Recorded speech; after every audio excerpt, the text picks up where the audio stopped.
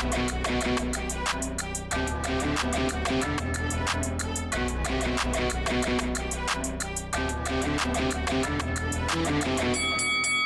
guys, welcome to Boxing Squared for boxing news and views from around the internet. Luis Ortiz had to walk through fire, get off the canvas twice, even dropped by a jab to get a win over Charles Martin, stopping him in the 6th round. Almost out of nowhere, Ortiz lands a big left hand looping shot and Charles Martin is basically put out of commission. So that shot backs him up, and literally, and here is the shot of it. He's stunned, out on his feet. Luis Ortiz launches in with free shots. Martin goes into the ropes and then gets stuck in the ropes. Ortiz is teeing off on him until the referee jumps in. Could have been waved off. But the referee allows Martin to get up out of the ropes. This all takes time as well, and it continues. So it could have easily been stopped because Martin was done like a dog's dinner. But Martin, his legs were gone. Ortiz just follows up, relentlessly just pursuing Martin, landing shots, body and head, and it's all downhill from there. Ultimately, Martin dropped again after a flurry of shots over, 20 or 30 seconds. Felt like forever, but Martin gets up. The referee doesn't like what he sees, all over. So this fight, though, clearly a lot of action, entertaining, and ahead of it, I said, some of it for my prediction, because I picked Ortiz to win, but I didn't know how much he had left. And even a diminished version of Ortiz could probably still beat Charles Martin. But had he declined to the point where Martin was going to pick him off? Well, that last bit almost happened, because he dropped Ortiz in the 1st round. He dropped him in the 4th round with a jab. And Ortiz looked like he'd lost a step in the 2 years that he's been out of the ring. He looked old. He looked slow. His precision and timing were off. He seemed to have some sort of leg issue, potential injury, sort of shaking it out, looking awkward at times, on his right leg. And all in all, he looked like he was there for the taking. Martin was having a lot of success, and obviously those couple of knockdowns had him clearly up on the scorecards. Although Ortiz, with his big left hand, was keeping in the fight, winning, a couple of rounds there on my scorecard ahead of the 6th round. But Martin was clearly up. But this was a case where Ortiz's one-hitter quitter got him out of trouble. And yeah, I think Martin will be ruining missed opportunities, because obviously having Ortiz down a couple of times, not able to completely capitalize. He was really loading up, looking for a one-shot knockout himself. Just didn't have the sort of precision that he needed to get Ortiz out of there, who, to his credit, hung around. His durability certainly looks affected. Ortiz dropped with a jab in that 5th round. Overall, not a great performance by Luis Ortiz. But it's heavyweight boxing. As we know, one shot can change a fight. And his big left hand got him out of trouble here. And he's got this fight. He's got this win. It was an IBF eliminator. He moves on. So after the fight, he was saying that any heavyweight that's in position to go for a heavyweight title, he wants to fight them.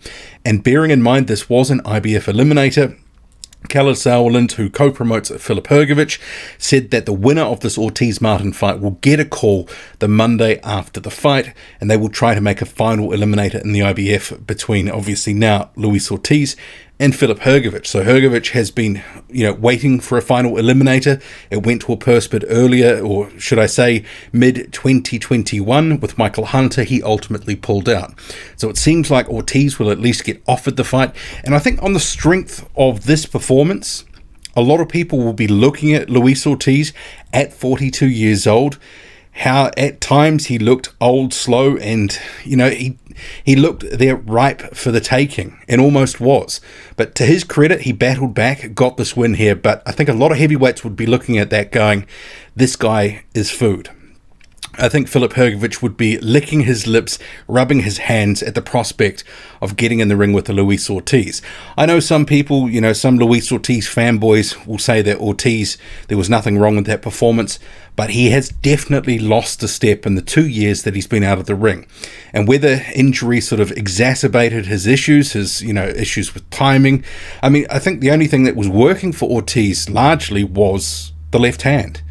that he was loading up and going for it too at times. There was less of Ortiz the boxer, and it was more Ortiz looking for one big shot most of the time in this fight. So you have to question, where is Luis Ortiz at? And I know some people I've seen on Twitter have said perhaps he should retire after this, but according to him, he has no plans to do so. He believes he's an avoided fighter. He believes that he can make one more run to a heavyweight title and achieve his dream of becoming a heavyweight champion. And I guess he's going to fight on here. Elsewhere, I mean, maybe there will be other opportunities. Perhaps the IBF route won't be the one that he goes down. He didn't name any names. He basically sort of kept his options open and said, look, the fights get put on. I get the opportunities. I'll fight whoever wants to fight me. I've been an avoided fighter, yada, yada, yada. And within PBC, perhaps there's other options as well. I think Andy Ruiz Jr., that's a potential fight that could have some legs. It's been spoken about before. Ruiz had said he would take that fight, but ultimately never did. You've got Robert Helenius, who PBC apparently have an option on. He's just come off a win over Adam Kovnatsky. That could be a fight for him as well. So there are other options too, potentially, but I think those make a lot of sense. I don't think we need to see Deontay Wilder, Luis Ortiz 3. There's no reason to see that. I think Deontay Wilder needs to go on to other things as he rebuilds his career. But Ortiz definitely coming to the tail end of his career. And yeah, it's going to be interesting the next sort of 6 months to see what they do with him, because on the strength of that performance, albeit a win, and a stoppage win, and a very good looking win at the end, taking away the adversity he overcame. Ultimately, though, he is still 42 years old and aging on the vine by the day. It kind of looks like he's done at this point at a real top level, but I guess depending on matchmaking, and if he can land that one shot, he's still going to be dangerous and still going to be in a fight. But I do think we do have a diminished version of Luis Ortiz that we're seeing now. And I know some people won't like hearing that, and they'll say that I'm being a hater or whatever, but I think it's just a fact that Luis Ortiz is on the decline, and we saw evidence clearly of that tonight. Being dropped by a jab, I mean, I thought his durability did not look good. There were other multiple times where he was wobbled by shots from Charles Martin, who is a puncher, but it's not like he's a devastating puncher and has, sort of that feared Deontay Wilder power. Of course, heavyweights, they can all sort of bang to some extent, but I think Ortiz looked slower. He was more hittable. So they're going to have to match him carefully because, otherwise it could all come a cropper and quite badly. But Ortiz, give him his credit. He got the win here. A lot of people completely wrote him off. My prediction was Ortiz to win if he had anything left. And for a while there, I thought, looks like Charles Martin's going to come through, but Ortiz closed the show in style. It was an impressive stoppage in the end. Walked through hell to get there, though. Drop a comment, loud and often. Hit like, hit subscribe, follow me on Twitter, boxing_squared. I'm out.